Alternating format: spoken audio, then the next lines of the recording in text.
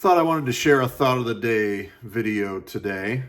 The last few thought of the day videos, I've been sharing some poetry from Strahan Coleman, and I have lots more to share. So I'll get back to that. But I thought I'd kind of break up the monotony of the same old thing. And I had a thought that it's been jumbling around in my head for a while, and just one of those thoughts of the day. Only it's been a thought of a month or maybe 2 or 3 months, and it's still there. So I thought I would maybe give some word to it. I don't know if it's wisdom or not. I don't claim to have wisdom. I'm certainly not the source of wisdom, but it feels like there's something that I'm wanting to learn about wisdom. And the thing that keeps coming up is the language that we use when we engage those conversations with other people. And it's more true than ever when it comes to things online. And I've shared videos about that before. I don't want to keep railing about the way that we engage online, although it's often a problem, right?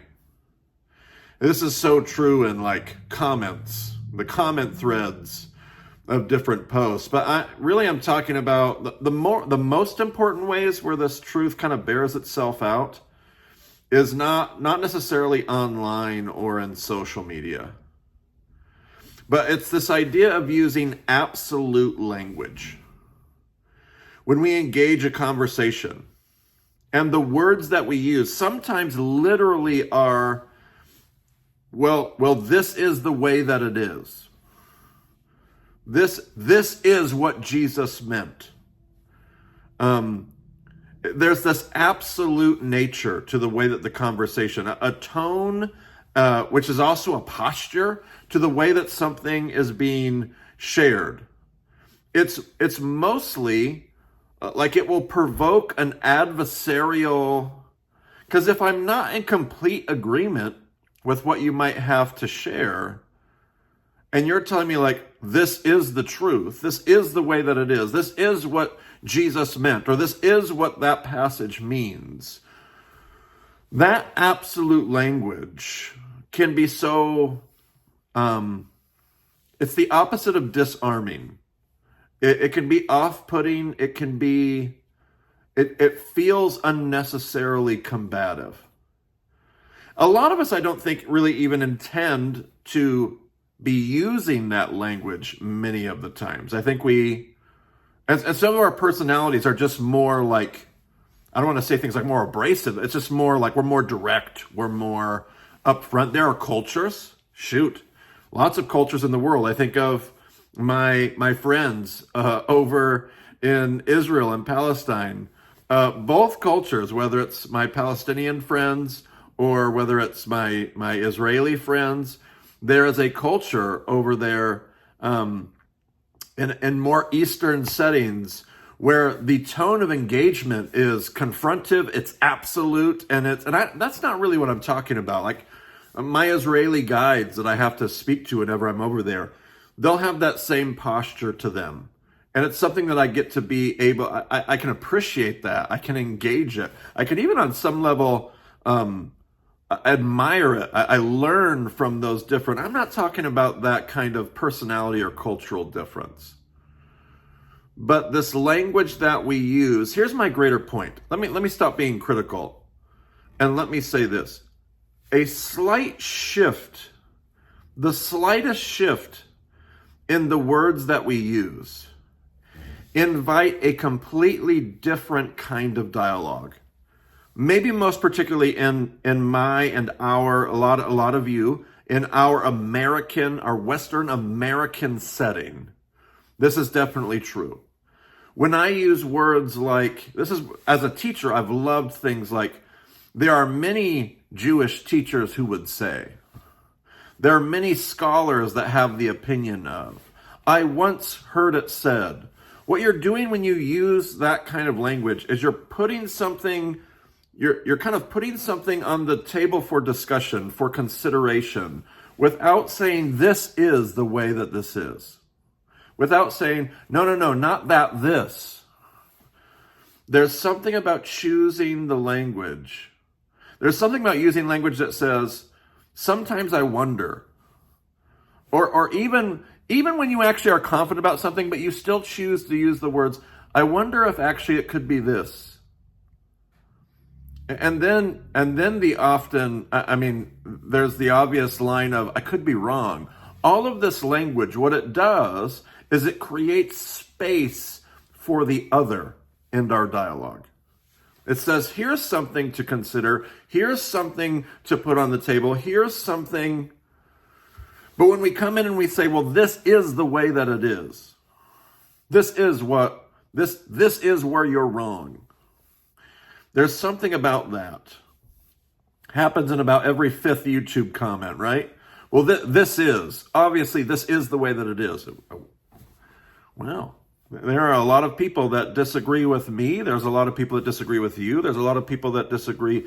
So what are the things that we get to think about? There's an invitation to the tone. There's an invitational way to use language. There's a way that invites people to consider and still gives them, doesn't force them to consider. Do you see the difference? It doesn't force people to decide whether or not they agree with you or not. It invites people to consider whether there's something there to consider and still allows them to preserve some sense of, I'm not sure, some sense of their own dignity, some sense in saving face. Not only is it an invitation to consider, but it also creates space for them to say, yes, I think that too. And now it becomes their discovery. It becomes something that they get to own, rather than a decision to be made of whether or not they're on your side or their side. The absolute language always centers me and my belief and my conviction and what I know, which, quite frankly, for any of us, myself included, isn't a whole lot. Like, what do we really know for sure? We know what we know. We have things to offer, but there are so many things that we don't know. There's so many things that we don't consider. There's so many things that we've never experienced. And so the language, the tone, the posture of conversation, the engagement in dialogue. And this happens in conversations. It happens in some of my favorite spaces, and many of them are online spaces. So this can happen in, we have a couple Slack channels, one for my work, one for the BEMA community that learns from the podcast. And what I love about so much of that space is so many of the users seem to be mindful of the language that they use. And they use language that says, I'm bringing a contribution. Here is my one little contribution that I bring. And it leaves all of this space for all kinds of other contributions. It leaves all kinds of space for somebody to consider and remain undecided. It leaves all kinds of space for disagreement. It even invites disagreement many of the times. And then kind of out of nowhere, there will be this comment that's like, this is the way that it is. This is what happened back then. This is what that passage means. This is it. Period. And you're just kind of left with like, what do I get to do now? I really only have two options: to agree with you or to disagree with you, both of which don't often transform me. Both options actually are uncompelling. But we get to choose to use language instead that invites, here's what I think. And that's not, none of this is to say that there aren't, just because we don't use absolute language doesn't mean there's not absolute truth. Just because we choose to use language that makes spaces for others doesn't mean that we're not right about something. Just because we open the door to the fact that I might have a limited or an incomplete perspective doesn't mean that I don't have convictions, doesn't mean that I don't have strong opinions, doesn't mean that it means that I am considerate of the fact that there are other people, other perspectives, other experiences. It opens me up to the learning process. Yeah, absolute language. I notice it often. And I've started to put my finger on, why does this response, why does that comment, why does this conversation feel like it's not about what's being said? I mean, I might even agree with what's being said many of the times, much of the time. And yet there's something about the engagement, and I'm like, why is this? The word I keep thinking of is, why am I uncompelled by this? Why do I agree with the conversation and I'm like uninspired by the truth I actually agree with? It's because there's no open window. There's no open door. There's no, what else is there? What else could I be learning? It's this absolute, I know this is it, and goodness. I'm certain that I'm guilty of this all the time. I know I certainly was, especially years ago. And I don't know if it's about my own maturity or spiritual development and formation. I don't know what those things are. I know that when I was a younger version of myself, I was horrible at this. I was horrible at this. And I don't really remember too many people talking to me about it. And so part of the reason I wanted to share this thought of the day is for all those young adults and folks that are adjacent to our ministry and adjacent to my content. I think they actually inherently know this. I think most of the young adults, I think most of millennials and especially Gen Z, I think they're very, very actually, there's this intuition. I don't think they have to try. I think they're naturally bent this way. And maybe it's helpful just for somebody to put words on it and say that impulse that you have, that thing that bugs you, the posture that you try to pursue. There's something to that. And there's something, yes, do that. Do more of that. And for the rest of us, I think I would have benefited if somebody would have put words to this. And maybe the world was different back then. I don't know. 15, 20 years ago.